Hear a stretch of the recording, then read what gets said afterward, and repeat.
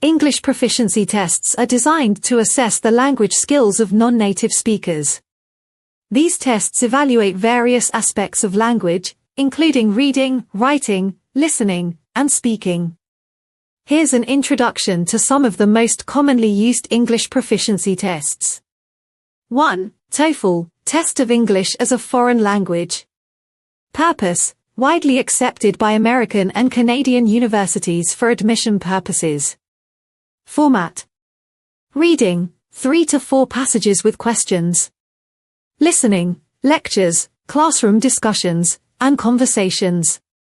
Speaking, tasks requiring test takers to express opinions and respond to reading and listening materials.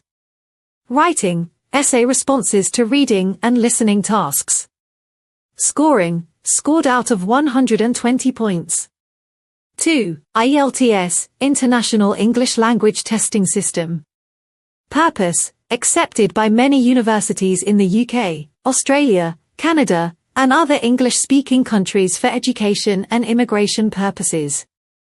Format: listening, for sections of conversations and monologues.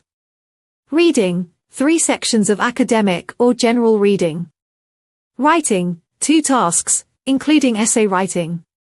Speaking, an interview with a certified examiner. Scoring, band score from 1 to 9. 3. PTE, Pearson Test of English, Academic. Purpose: accepted by universities and governments for study and migration purposes. Format: speaking and writing, combined section with tasks like essay writing and summarizing written text. Reading, multiple choice questions, reordering paragraphs, and fill in the blanks. Listening, summarizing spoken text, multiple choice questions, and fill in the blanks. Scoring, scored on a scale of 10 to 90. 4. Cambridge English Qualifications. Purpose: recognized globally by educational institutions and employers. Main tests: Cambridge English, First, FCE. Cambridge English, Advanced, CAE.